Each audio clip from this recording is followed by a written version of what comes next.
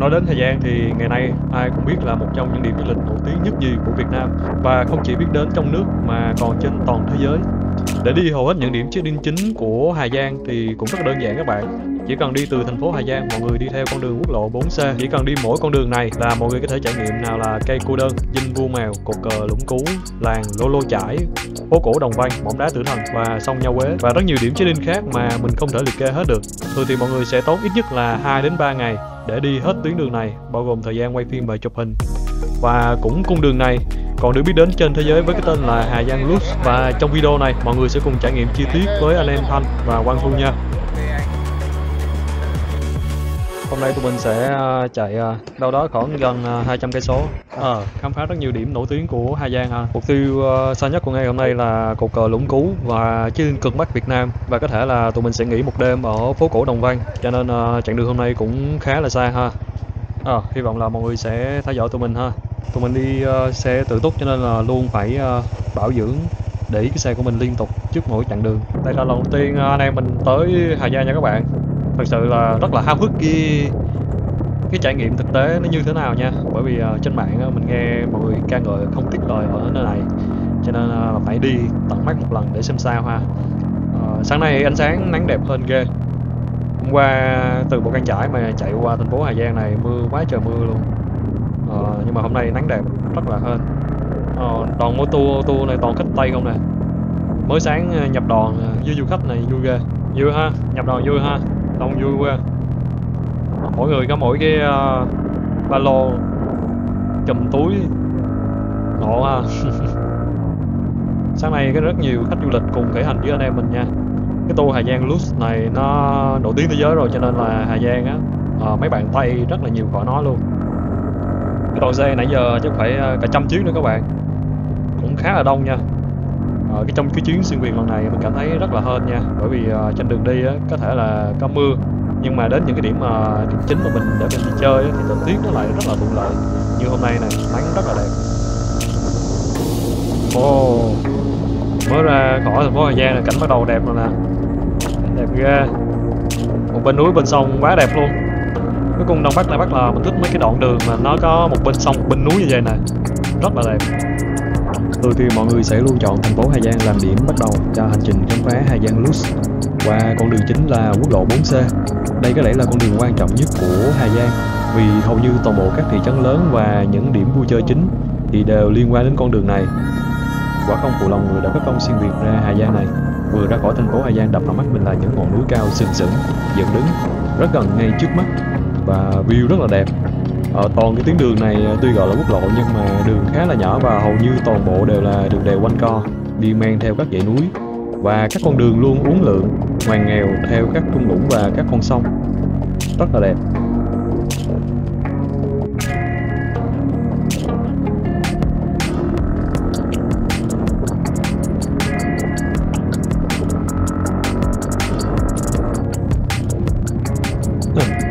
Cầm núi đôi Cô Tiên kìa các bạn, hai cái núi như sinh đôi, xem nhau, kích thước xem nhau, tròn tròn, ngộ ghê.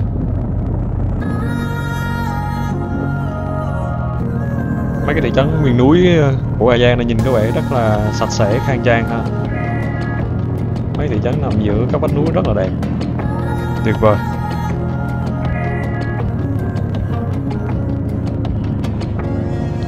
Trời, coi kìa, coi dãy núi phía trước kìa, trời ơi nó hùng vĩ, đẹp. Quá hùng vĩ, tuyệt vời.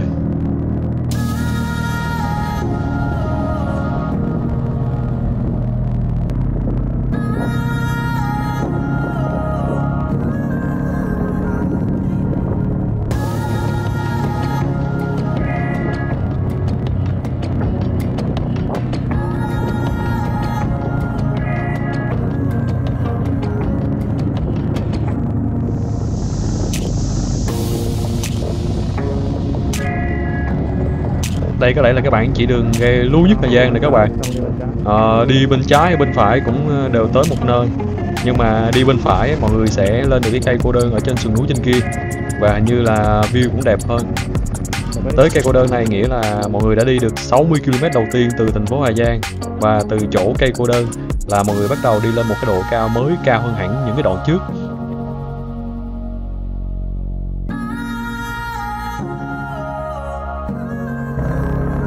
Đường dốc quá trời dốc. Trời ơi, coi cái view kìa. Trời. Ôi trời, nó hoành tráng. Khiếp đi. Hồi nãy hai anh em mình đứng từ xa, chạy từ xa nhìn cái dãy núi này phải nói là nó rất là chón ngợp. Và bây giờ cái cảm giác là mình đang chạy lên trên nó, chạy lên tới trên đỉnh của nó. Tuyệt vời. Tụi mình sẽ chạy lên tới đỉnh trên kia. Quá đã luôn các bạn. Đây kiểu như là cái đường men núi cứ đi vòng về rồi sau đó mình sẽ lên tới tận đỉnh cái dãy núi này luôn, rồi mình sẽ đi qua mặt phía bên kia của dãy núi, mình đoán như vậy.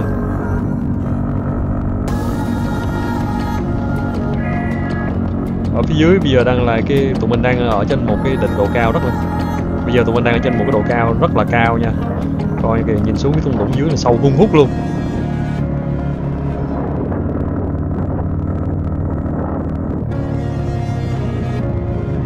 Đẹp quá các bạn.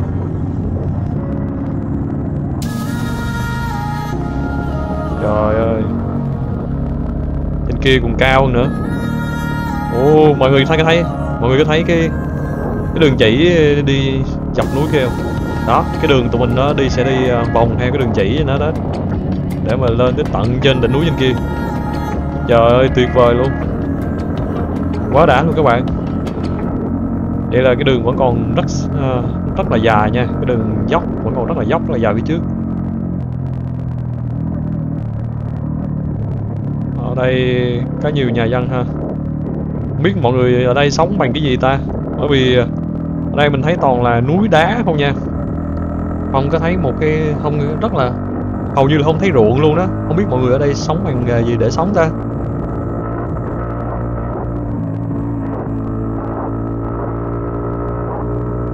Này thấy toàn là núi đá không à, không thấy ruộng lúa gì hết luôn á.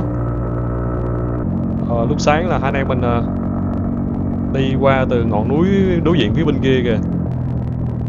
Trời ơi, núi cao nó cứ dựng đứng trùng điệp, quá đẹp.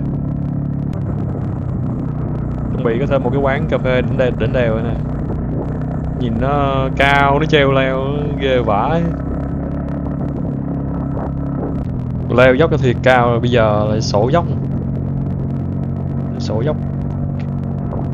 Thấy cái đường lằn phía trước không? Trời ơi, cảm giác như là sổ dốc mà không có điểm dừng luôn á. Đến vô tận luôn, đến tận đường chân trời luôn kìa các bạn. Ghê thiệt. Đó, coi đường lằn xuyên núi kìa. Đó, giờ phải sổ dốc hết cái đoạn đó luôn đó.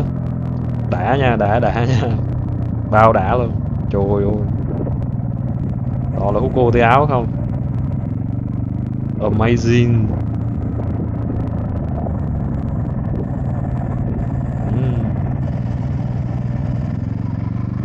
Cứ tưởng dãy núi mình đang đi đây này là cao lắm rồi, nhưng mà nhìn xa qua phía bên kia còn có dãy núi khác còn cao hơn nữa. Khung cảnh phải nói là từ hùng vĩ trở nên hùng vĩ hơn. Qua khỏi cây cô đơn một đoạn là một cái thị trấn khá lớn và tụi mình chọn nghỉ ăn trưa. Đi đường đèo quanh co nó rất là mỏi, cho nên là kiếm được cái quán cơm vừa có võng để nghỉ như thế này là quá sướng luôn các bạn. Ở Hà Giang du lịch khá phát triển cho nên là các thị trấn dọc đường cũng rất là dễ kiếm quán cơm và đồ ăn nấu khá là chất lượng. Một phần cơm có vẻ tươi ngon và sạch sẽ như thế này cho hai người là 140k. Như vậy là quá ok giữa miền núi hẻo lánh như thế này.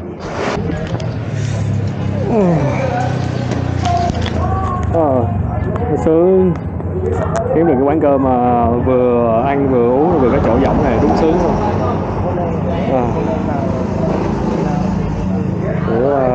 Hôm qua đi rừng núi bên kia từ Mù Căng Chải qua bên Hà Giang này á, cả con đường không kiếm được quán cà phê võng nữa.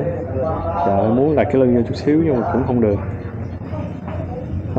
Hôm nay đi cái đường bên này kiểu như dân du lịch nhiều cho nên khá nhiều quán võng thế này.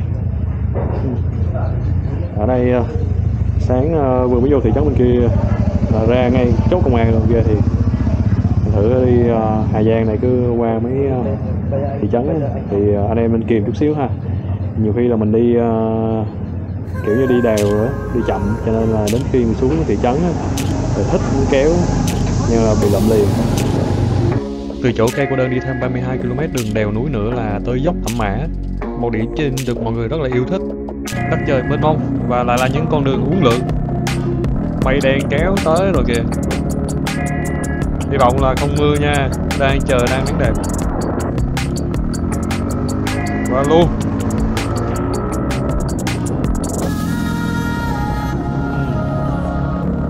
mấy vách núi trắng đẹp ghê. Hòn đá rơi giữa đường nè, hòn đá to cho bá lửa luôn. Chắc là rớt từ trên cái vách bên phải rồi rớt xuống nè. Thì né mấy cái vách núi này ra nha, xui nó rớt trúng đầu.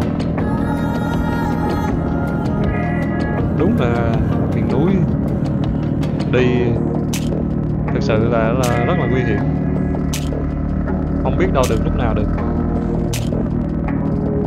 Mấy cái vách núi trắng đẹp ghê, nhìn nó có vẻ hiểm trở vậy, rất là kỳ vĩ. Đây bắt đầu vô dốc Thẩm Mã rồi đúng không em? Ở đây nhiều dây điện quá ha, nhưng không có bay flycam được, hơi tiếc. Dốc Thẩm Mã này nhỏ mà, đường tương đối nhỏ, một cái xe tải đi qua là hết đường.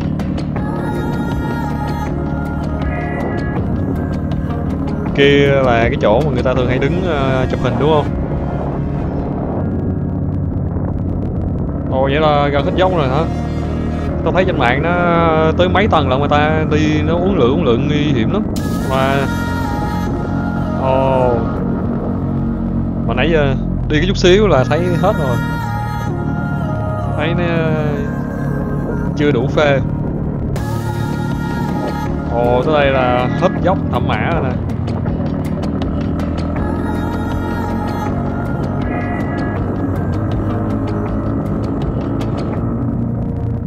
Ở đây mọi người tụ tập đông ghê ha, ngay giữa rừng núi hoang vu, không có một cái gì hết, chỉ có cái view con dốc Thẩm Mã nó vòng vèo phía dưới mà người ta tập trung đông ghê.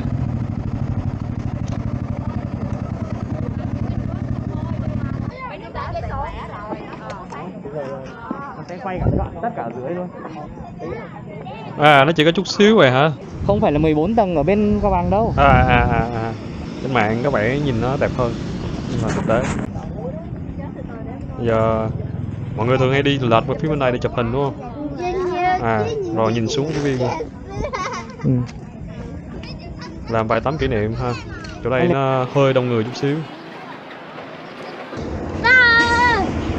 Ô cái gì vậy? Như trẻ con đánh nhau. Con bé áo vàng bị ăn hiếp rồi. Thôi chờ anh tí nha, lấy tí kẹo cho con bé.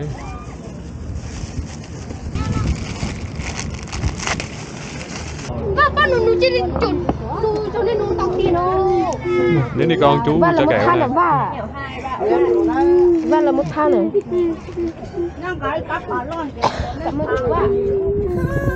Bé nó bị ăn hiếp tủ thân khóc quá trời. Từ dốc Thẩm Mã đi cột cờ Lũng Cú là thêm 47 km nữa. Và trên đường đi ngang qua hai điểm khá là nổi tiếng là Phim Trường, Chuyện Của Bao và Dinh Vua Mèo. Thường thì đi qua hai chỗ này á sẽ rất là hợp nếu như có nàng thơ vào để mà chụp hình. Bởi vì ở đây có những cái nhà kiểu người đồng bào nhà cổ rất là đẹp và rất là thơ mộng. Nhưng mà chuyến đi này thì chẳng có nàng thơ nào mà chỉ có hai anh em mình, cho nên là sẽ bỏ qua và đi thẳng tới cột cờ Lũng Cú luôn. Tính ra từ lúc sáng xuất phát từ thành phố Hà Giang đi cột cờ Lũng Cú chỉ 160 cây số. Thường mà đi khoảng cách như vậy hai anh em mình sẽ mất khoảng từ 2 đến 3 giờ là tới rồi. Nhưng mà bây giờ là xế chiều, nhưng mà hai anh em mình mới chỉ đi có 2/3 quãng đường, như vậy hai anh em mình á tính ra đi cũng khá là chậm. Cũng phải thôi các bạn, bởi vì xuyên suốt con đường là gần như toàn bộ đều là đường đèo nên không thể đi nhanh được, chỉ 2-3 tiếng như bình thường. Mà cảnh cũng quá đẹp đi, liên tục là những dãy núi rất là đẹp, hùng vĩ, cao vút dựng đứng lên, cảm giác như là nó sắp đổ vô mặt mình tới nơi. Vừa đi vừa ngắm cảnh núi rừng phải nói là quá mê đi, cho nên là mình không có tập trung lái nhanh được, kiểu như là mình đi nhanh á thì sợ mau hết uổng. Những cơn mưa ở Hà Giang đến rất là bất chợt, nhanh không báo trước, đùng một cái làm cơn mưa nặng hạt đổ xuống, cho nên anh em rút kinh nghiệm là luôn phủ sẵn áo mưa và ở ngoài để khi cần là lấy cho nhanh nha.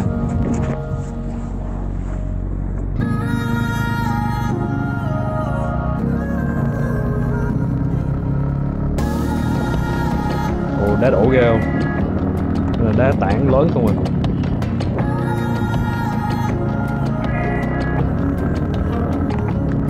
Thành thử phượt Tây Bắc Đông Bắc nó đẹp nhưng mà cũng tiềm ẩn nguy hiểm ha. Ở nay mình thủ sẵn lều cho nên với lại đồ hộp cho nên là không có gì phải lo. Lỡ một cái tắc đường 2-3 ngày cũng không phải sợ. Còn bật lều không đồ hộp ăn qua ngày, lo xa tính hết. Đi dưới mưa mọi thứ có vẻ thơ mộng, mát nữa. Đây trồng hoa nhiều ha, mấy cánh đồng hoa hai bên đường. Ở dưới giờ thích đi dưới mưa ghê, cảnh đẹp.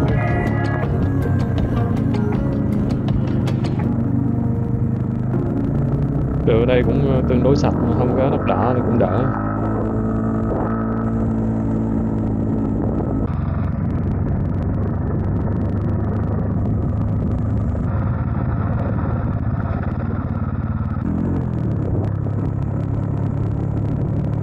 Cánh đồng hoa hướng dương.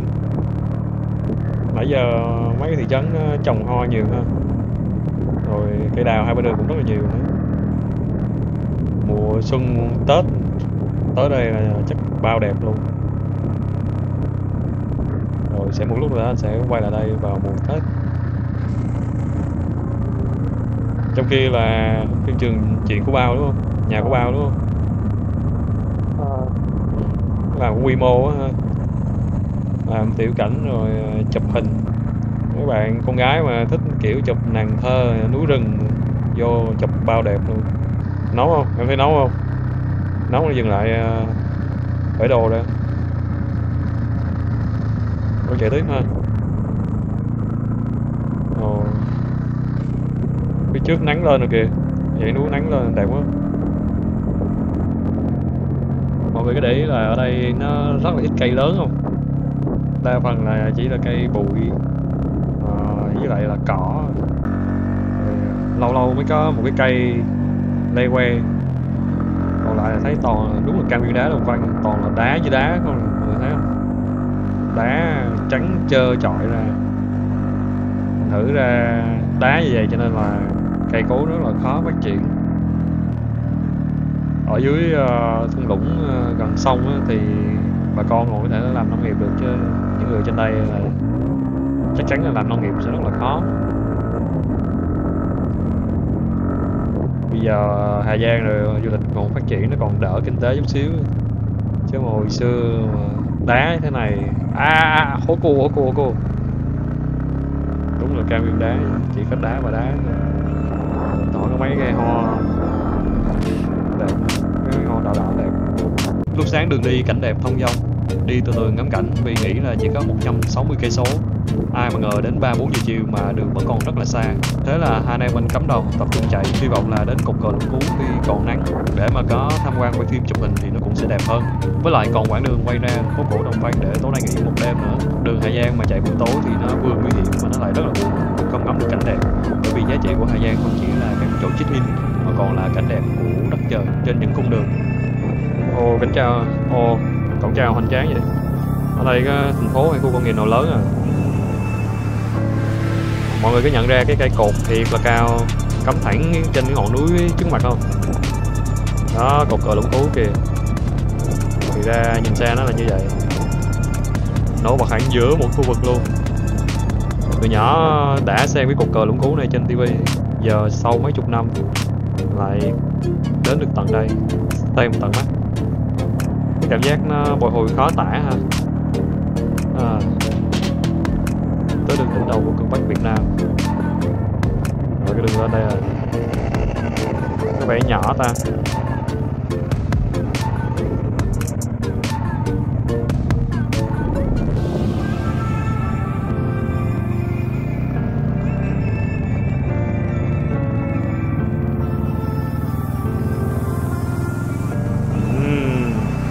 Rất nổi bật, rất hoành tráng, ngạo nghễ giữa đất trời.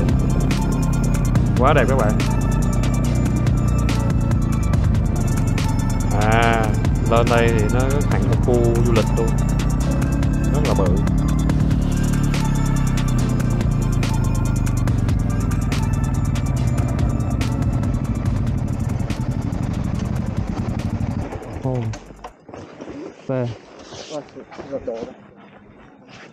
Sự là anh em chạy từ Tuốt ở Sài Gòn lên tới đây cũng phải là 3.000 cây số, đâu đó khoảng 3.000 cây số, và cuối cùng để đến được đỉnh đầu của Tổ quốc.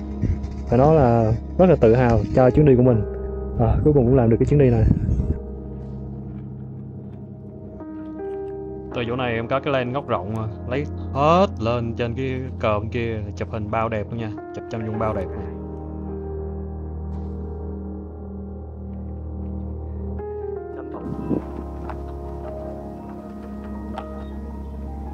Cái cửa này và nhìn về hướng Nam nha các bạn. Cái cửa của cột cờ là nhìn về hướng Nam, nhìn về hướng Hà Nội. Ý nói là cái người sở hữu của cột cờ này là thuộc về Việt Nam chúng ta, thuộc về người Việt Nam. Rồi bây giờ mình sẽ đi vô trong để đi lên trên cột cờ nhìn xung quanh ha, coi thử nó có gì ha.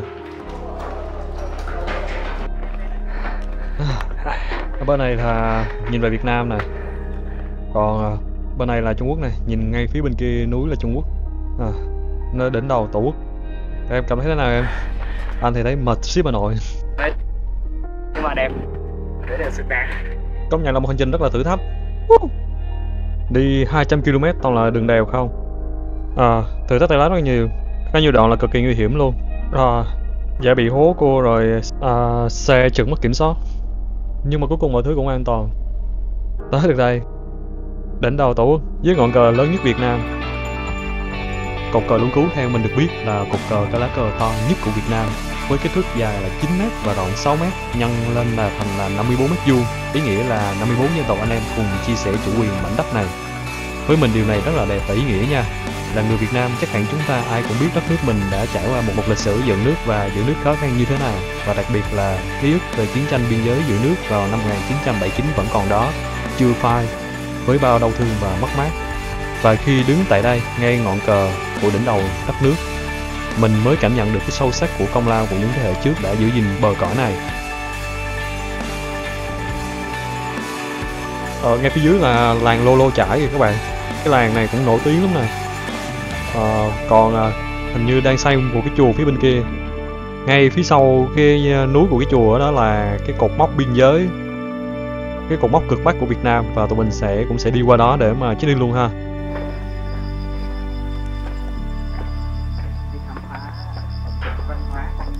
Ở đây nó có hóa thạch bọ Ba Thùy nè các bạn. Ở đây có các bản ghi luôn nè. Cái hộp kính này nó động xương hết rồi, không có thấy được gì hết, hơi tiếc. Nhưng mà cái đây là một cái bằng chứng để cho mọi người hiểu là Hà Giang đã từng là một cái đáy biển sâu, cho nên mới có hóa thạch của sinh vật biển ở đây. Hay ha. Tiếp tục hành trình, anh em mình sẽ đi cột mốc cực bắc của Việt Nam, cách cột cờ Lũng Cú chỉ một đoạn ngắn. Tụi mình phải đi đường mòn vòng sau núi của cái chùa lúc nãy mà mình thấy ở trên cột cờ Lũng Cú. Đây là một cái đường mòn nhỏ ở bên sườn núi và chỉ vừa đủ cho một xe ô tô. Trên đường đi có thể thấy là nước bạn tung của ở ngay phía bên kia vực, và cuối đường là một cái sân xi măng khá là khang trang để cho mọi người có thể đậu xe.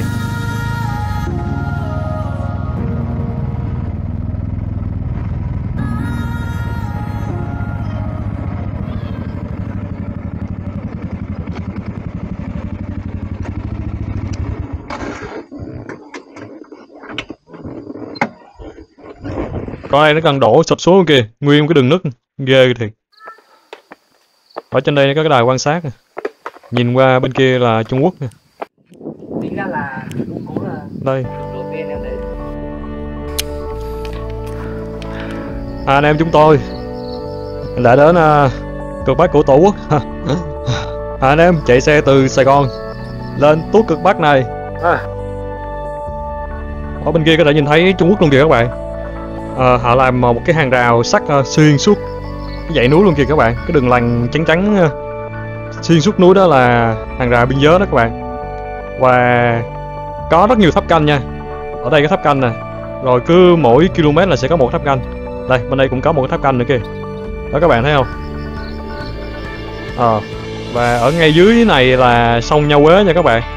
Đây là cái đoạn thượng nguồn của sông Nha Quế. Thì cái đoạn này là một bên là của Trung Quốc và một bên là của mình. Chạy xuống dưới kia thì nó sẽ có một cái đoạn là cả hai bên sông Nha Quế đều là của Việt Nam mình nha. Đây, ngay chỗ này nhìn xuống là thấy sông Nha Quế kìa các bạn. Đó, ngày mai tụi mình sẽ đi check-in sông Nhà Quế nha. Đẹp quá ha, cảnh quá đẹp. Phải nói là chuyến đi siêu việt lần này với mình có rất nhiều cảm xúc và rất nhiều ý nghĩa. Hai anh em xuất phát từ Sài Gòn và đi xuyên suốt đất nước cũng hơn 3.000 cây. Cuối cùng đã đến được Hà Giang này và đến được cực Bắc Lũng Cú này. Thực sự lúc này mình cảm thấy rất là hạnh phúc các bạn. Đi qua xuyên suốt đất nước, nào là Ninh Bình, Quảng Bình, rất là nhiều danh lam thắng cảnh của đất nước mình, và mình đã được trải nghiệm nào là cảnh đẹp nè, văn hóa con người, ẩm thực, và mình thực sự rất là yêu đất nước của mình. Đất nước của mình thực sự rất là phong phú về con người, cảnh đẹp, thiên nhiên, và có lẽ là mình sẽ nhớ chuyến đi này suốt đời.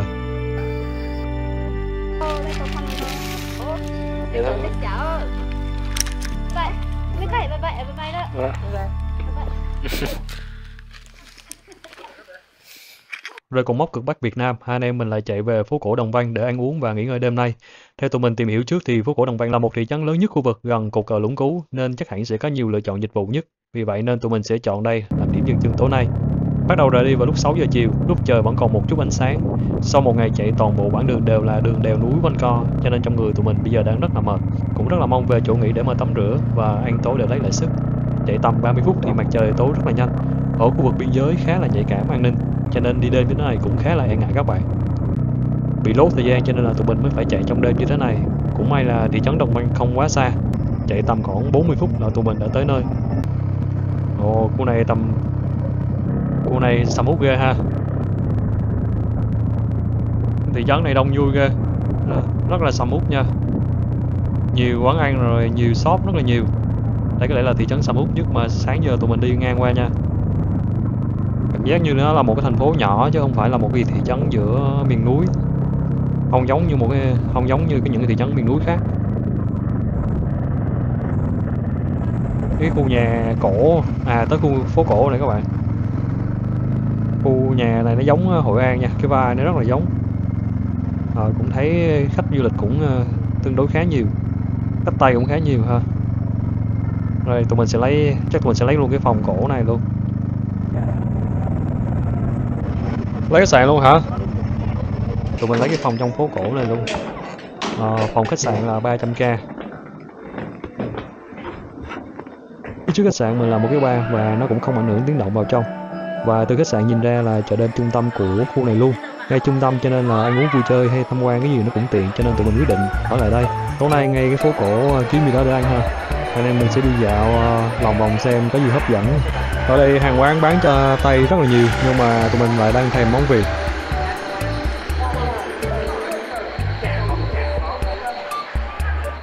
Hôm qua cuối cùng cũng có quầy bún chả. Đây làm tô bún chả Hà Nội. Đi một ngày vừa mệt vừa đói, ăn cái gì cũng sẽ rất là ngon. Củ mang chua màu đẹp kia. Để xem bún chả của Hà Giang nó có khác Hà Nội không nha. Phát hiện là ngay chỗ trước khách sạn mình có cái chợ đêm luôn, cho nên là tụi mình sẽ đi dạo ở đây xem cái gì. Ở đây có bán đồ quần áo của người đồng bào các bạn. Cái váy này đẹp ha, mà không biết là của dân tộc nào. Thanh thích mấy cái đồ người đồng bào Tây Bắc nha. Hoa văn rất là cầu kỳ và phụ kiện trang sức cũng rất là tinh xảo, rất là đẹp. Mấy chị em có thể là ghé đây mua đồ quần áo rồi ra sông Nhà Quế đây mà chụp hình nha. Và hai anh em mình sẽ đi mua vài món để làm quà cho bạn bè ha. Mình sẽ mua một cái khăn và cái túi vàng vàng dễ thương này, túi vàng vàng nhìn dễ thương ha. Rồi vậy là có quà cho bạn bè ở nhà.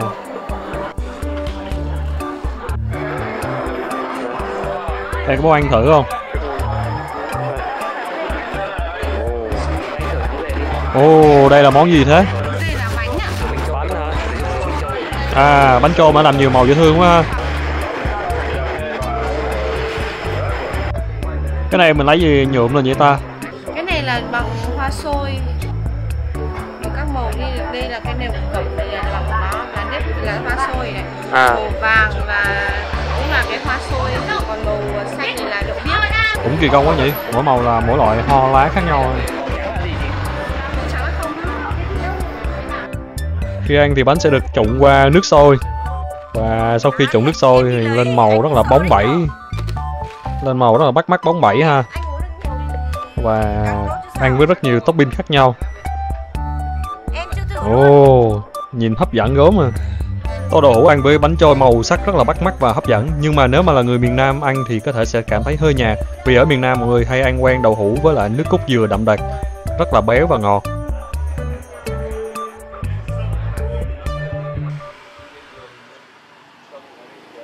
Chào buổi sáng ha. Hiện tại là Mai đang ở phố cổ Đồng Văn ở Hà Giang. Ngay sát bên khách sạn của tụi mình luôn là có rất là nhiều quán ăn sáng, và tụi mình chọn một phần phở gà và một phần bánh cuốn nhìn rất là hấp dẫn. Cái chỗ này thiết kế rất là sáng tạo nha, bánh cuốn rất là sáng tạo, bánh cuốn nhân trứng nhìn vàng vàng rất là đẹp, và thịt băm thì được để lên trên, nhìn rất là nghệ thuật nha, rất là bắt mắt. Và bánh cuốn sẽ ăn kèm với lại một tô canh, có 2 miếng chả, nhìn quá trời hấp dẫn luôn. Sáng nay tụi mình ăn sáng uống cà phê xong thì sẽ bắt đầu tiếp tục khám phá Hà Giang, chạy tới mỏm đá Tử Thần và khám phá sông Nho Quế rất là nổi tiếng của đất Hà Giang này. Tiếp tục hành trình hôm nay, tụi mình lại chạy con đường quốc lộ 4C như là hôm qua, và tiếp tục là những dãy núi cao sừng sững hùng vĩ của cao nguyên đá Đồng Văn ở khu vực Mèo Vạc này, và đèo Mã Pì Lèng, một trong tứ đại đỉnh đèo đẹp nhất của Việt Nam mình. Và từ thị trấn Đồng Văn đi khoảng 20 km là mọi người tới mỏm đá Tử Thần để có thể thử sự gan dạ của bản thân. Và thường thì mọi người có thể chạy thẳng vào đến tận nơi luôn, nhưng mà xui xao lúc mình đi thì ở ngoài đường người ta lại chặn lại và yêu cầu phải gia dân địa phương chở vào thì mới được. Và đường ra mỏm đá Tử Thần bị chặn vậy thì cũng hơi vô lý. Mình muốn tự chạy con đường này để cảm nhận cho đã cái con đường treo leo này, để mình có thể tự cảm nhận được cái con đường này như thế nào. Bởi vì ngồi sau như thế này nó sẽ không có đủ đã như là mình tự lái.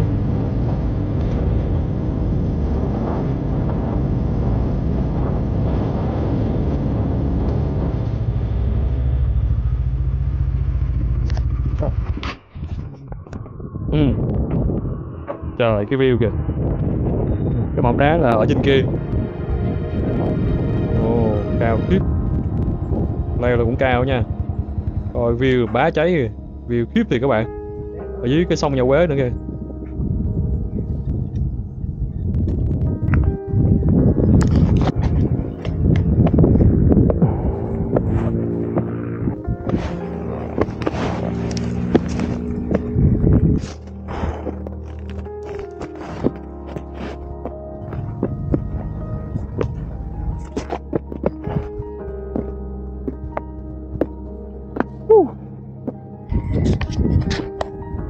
Nhìn cái view này.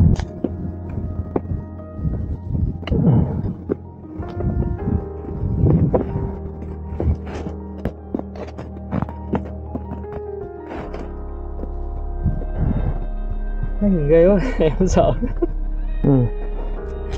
Anh có ra không? Không. Chốt rồi. Đây các bạn, mỏm đá Tử Thần nổi tiếng nè. Từ đây đó mình chỉ cách mấy mét thôi, nhưng mà mình quyết định là không ra. Dứt khoát, mạnh mẽ. Đôi khi mình từ chối những cái gì mà mình không làm được cũng là một loại mạnh mẽ, nên không có gì phải xấu hổ hết. Liều. Đây các bạn, đây là cái chỗ ra mỏm đá Tử Thần này. Nhìn view kinh dị không? View quá đã luôn, cảm thấy áp lực kinh khủng luôn các bạn.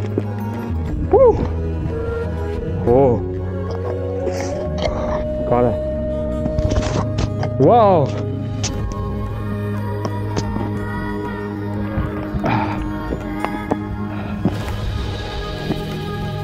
wow, chóng mặt quá các bạn.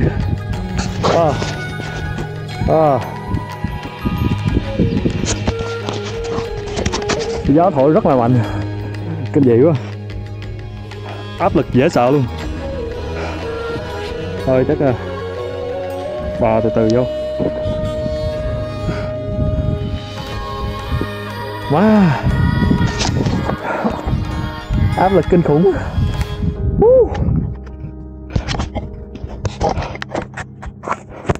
Thôi bây giờ xuống ha. Ghê quá. Rồi.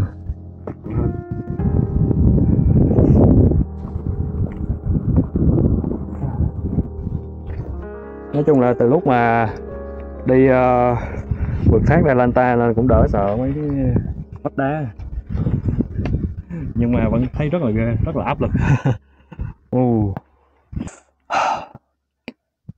Không biết nói làm sao cái cảm giác này luôn á. Mình không biết tả làm sao luôn, nhưng mà cảm giác nó rất cực kỳ phê luôn. Cảm giác mà bây giờ giống như là mình được refresh lại, reboot lại á. Cảm giác khi mà con người ta mà đẩy đến cái bờ vực mà giữa sống chết, giữa mà nguy hiểm cực độ á, nó kích thích kinh khủng luôn. Lúc này cảm giác như là nó hút mình xuống luôn, ghê quá.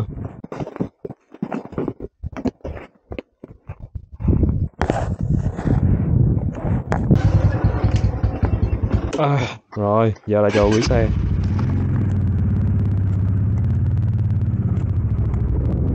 Phải công nhận là mỏm đá tử thần thực sự là một điểm cheating rất là thử thách với những người có chứng sợ độ cao. Lúc đứng trên mỏm đá với cái view đất trời bao la, nó hút sâu xuống dưới, cảm giác như là nó muốn hút mình rớt xuống vậy các bạn. Và thỉnh thoảng lại có những cái cơn gió tạt. Vào mình nữa chứ. Và đường đi vào đây cũng rất là phê, khá là hẹp và một bên là vực sâu. Đây quả thực là một trải nghiệm không dành cho người yếu tim nha.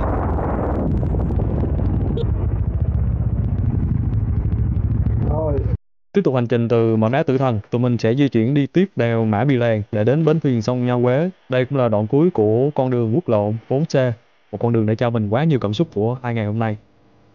Và con đường này còn được gọi với cái tên là con đường hạnh phúc vì đã kết nối những cộng đồng từng rất là tách biệt ở đây. Từ hôm qua mình đi từ thành phố Hà Giang đi tới Mèo Vạc và Mã Pì Lèng này á, luôn thấy ở đâu đâu cũng là núi đá, cao nguyên đá rất là trơ trọi. Thì mọi người có thể thử nghĩ xem, trước khi mà có con đường này á, thì người dân ở trong này sống rất là tách biệt với thế giới bên ngoài. Năm 1958 mà còn chiến tranh Việt Nam, lúc đó rất là khó khổ, phương tiện rất là thô sơ, mà nhà nước cùng với người dân ở đây, tất cả các đồng bào dân tộc ở đây và cùng hợp sức để mà mở con đường này. Chỉ có dùng sức người rất là gian lao vất vả mà xẻ đá xẻ núi để mà làm cái con đường này, thì mọi người có thể tưởng tượng là nó gian lao và vất vả như thế nào. Và mình được kể là cái thời đó rất là nhiều người không tin là chỉ với cuốc xẻng thô sơ và sức người mà lại có thể là xẻ đá xẻ núi để mà làm đường quốc lộ 4C này, rất là phi thường. Và nhờ như vậy chúng ta đã có con đường du lịch đẹp như thế này. Và đây là tuyệt tác cảnh quan đèo Mã Pì Lèng, một trong những tứ đại đỉnh đèo đẹp nhất của Việt Nam mình.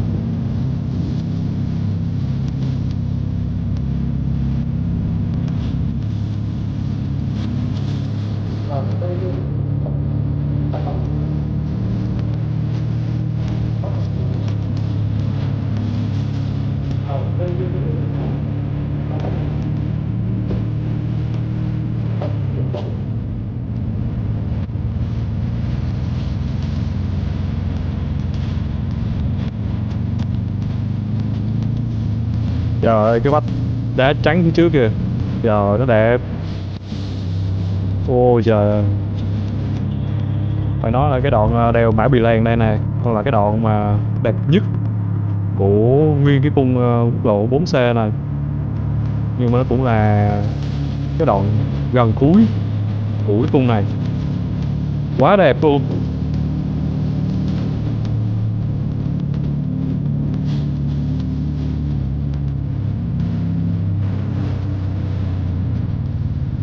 Cái chỗ này hay lắm này các bạn. Đây. Một trong những mỏm đá rất là kỳ diệu của Hà Giang này nha. Đây. Chà. Mình để xe giữa đường này luôn nha. Chà, cao quá.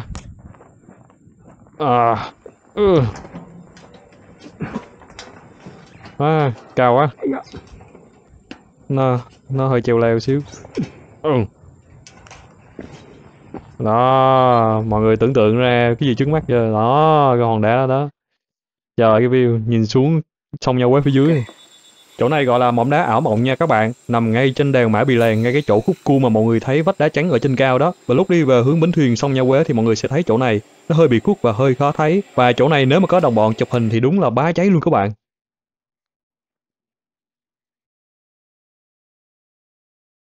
Bắt đầu đi tiếp đèo Mã Pì Lèng một đoạn nữa là mọi người sẽ có một cái chỗ có cái view nhìn xuống sông Nho Quế rất là rõ.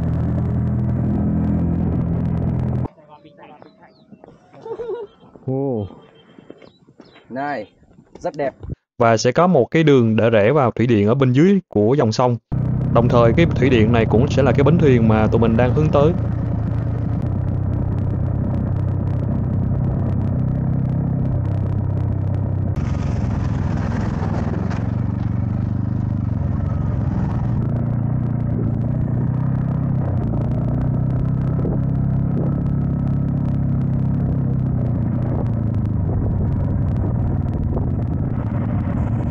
Đây bãi dưới xe có mái che luôn, khá là ok ha. Tối nay tụi mình sẽ cam ở trong bến thuyền luôn, ở trên sông luôn, cho nên có chỗ để xe vậy là khá là ok, yên tâm, cũng yên tâm nha. Đây là cái đập thủy điện trên sông Nha Quế. Nó cũng mới xây vài năm thôi các bạn. Và nhờ nó mà cái nước trên thượng nguồn ở trên hẻm tu sản ở trên phía này nó chảy nhẹ hơn, cho nên là mọi người sẽ tham quan nước nó hiền hò hơn. Rồi khởi hành, thuyền bắt đầu rời bến. Khung cảnh quá đẹp các bạn, chờ nhìn phía trước kìa. Cái view nó địa thế vừa là sông mà vừa là núi quá ngọn mục. Hai dãy núi hai bên nó quá hùng vĩ, dựng đứng lên luôn. Và một con sông Nha Quế, một cái màu xanh thẳm rất là đẹp chảy ở phía dưới này. Nước hôm nay quá đẹp luôn các bạn. Dưới hạ nguồn nó nắng dòng cho nên rất là êm. Và mọi người đi thuyền tầm 5 phút thì nhân vật chính của chúng ta bắt đầu dần dần hiện ra. Một cái vách đá với chiều cao ấn tượng lên tới là 700 đến 800 m. Và đây là hẻm tu sản có chiều dài 1,7 km. Đồng thời là danh lam thắng cảnh có vị trí độc nhất ở nơi cao nguyên đá Đồng Văn này. Hẻm tu sản chính là sản phẩm kỳ diệu của tạo hóa với sự kiến tạo của hàng triệu năm trước.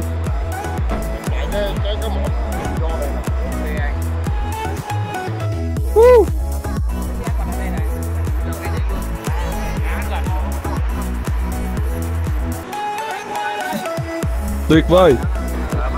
Có lẽ đây chính là điểm check-in đẹp nhất trong suốt 200 km xuyên suốt Hà Giang Loop nha mọi người ơi. Và đây là điểm chắc chắn mà ai cũng phải chụp vài bức hình để kỷ niệm.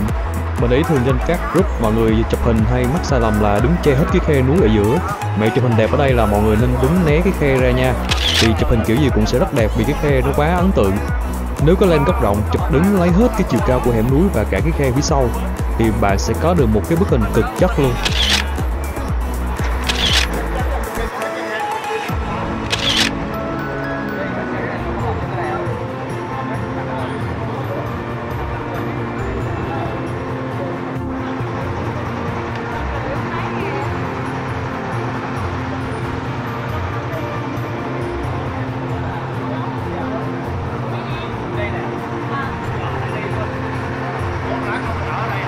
Đúng là cái duyên với đoàn mô tô bên này ghê luôn.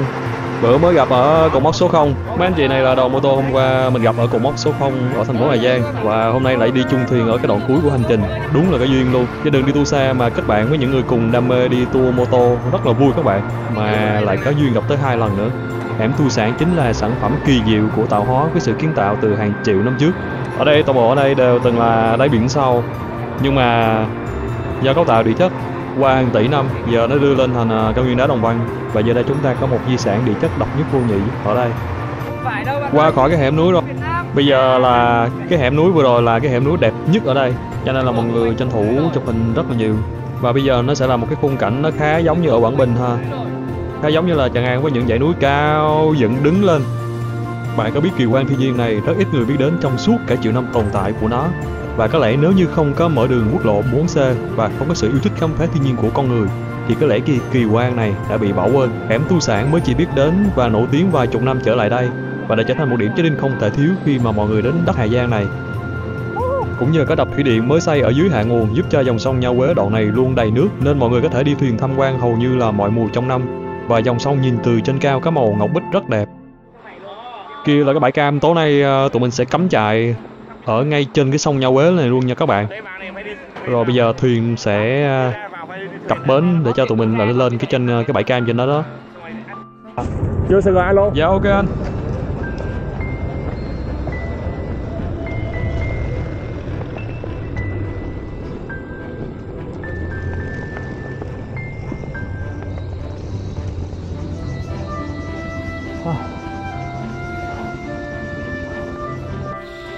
Đây là chỗ tụi mình chọn hạ trại. View từ lều nhìn thẳng ra hẻm tu sản luôn. Bá cháy. Giờ bắt đầu dựng lều nè. Trên kia là đỉnh đèo Mã Pì Lèng nữa các bạn. Đó. Buổi chiều là tụi mình phải đi vòng vèo ở trên đó đó để mới tới được chỗ này. Rồi có rất nhiều thứ rất là hay ho trên đó. Bên kia như là cái chỗ view xuống dưới chỗ này kìa. Cảm giác thì nó vẫn đẹp như vậy. nó có những cái góc khác mà mình chưa biết được, cho nên là cái vẻ đẹp của nó là vẫn đến đây vẫn wow. Tí nữa nhảy xuống tắm xong không? Có chứ, phải xuống tắm chứ. Sắp là xong cái mưa. Mưa xong nhìn khung cảnh này nó còn thơ mộng hơn nhưng mà rất là ướt át. Mai nghe cái kính bơi của Oceanista đang từ Sài Gòn ra tuốt đây để bơi cho dần sông Nha Quế này.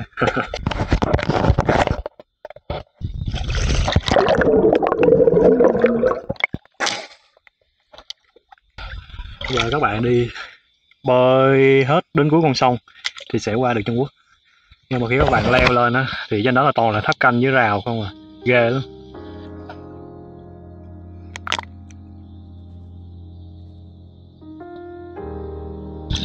Bốn bề là thiên nhiên. Không biết các bạn có thể cảm nhận được cái những gì mà mình đang cảm nhận không? Nhưng mà nước rất là mát, cảnh thì đẹp nữa. Các bạn thấy gì kia không?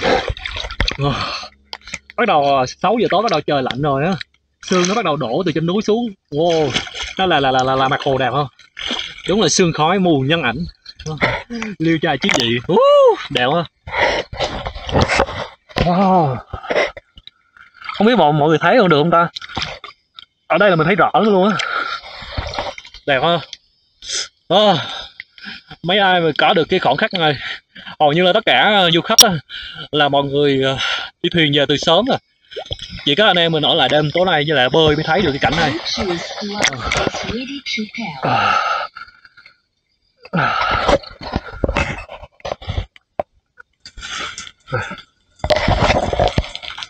Ngay trong khu cam này cũng có luôn. Nhà vệ sinh đây tắm nước nóng, khá là đầy đủ tiện nghi ha. Tuyệt vời rồi, quá tiện nghi rồi. Cắm trại, view đẹp, rồi được tắm suối nữa, rồi ngày mai đón mình ở ngay cái khe núi nữa, quá tuyệt vời luôn. Mình nghĩ là mọi người nên đến đây thử đi nha, tuyệt vời. Chỗ đây ngồi làm việc rất là chill nha. Trời tối rồi chứ không thôi là sẽ nhìn ra cái hẻm núi rất là đẹp. Mình sẽ tranh thủ bắt cúp hết dữ liệu ngày hôm nay, quay flycam rồi quay video quá trời luôn, phải bắt cúp quá nhiều hình ảnh đẹp luôn, cho nên là phải bắt cúp lại trong thôi mất uổng.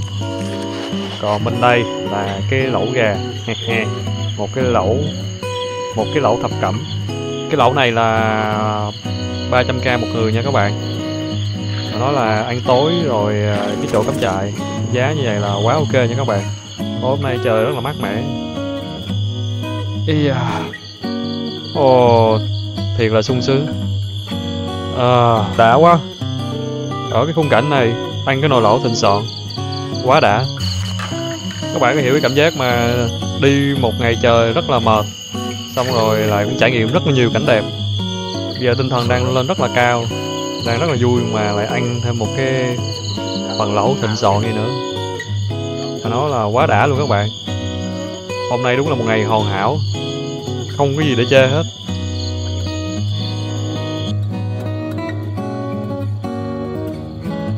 Tối nay nguyên cái khu cam này chỉ có hai anh em mình ngủ và khu cam rất là sáng sủa. Lều này là anh em mình tự mang nha, không có thuê ở đây. Tiền ở đây cũng có cho thuê nhưng mà tụi mình không có thuê.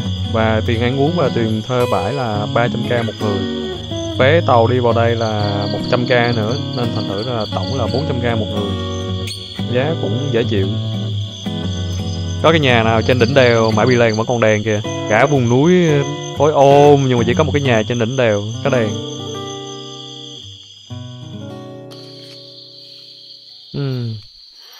Đây là cái view sáng mình ngủ dậy.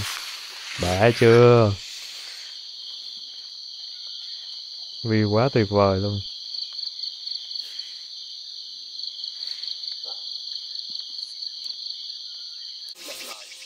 Tụi mình rất là may cam đúng cái ngày mà chỉ có hai anh em mình, giống như là tụi mình bao sân đây vậy. Từ chiều hôm qua đến sáng nay rất là yên tĩnh, ngồi chiêu nó rất là tận hưởng luôn, bởi vì không khí rất là yên tĩnh.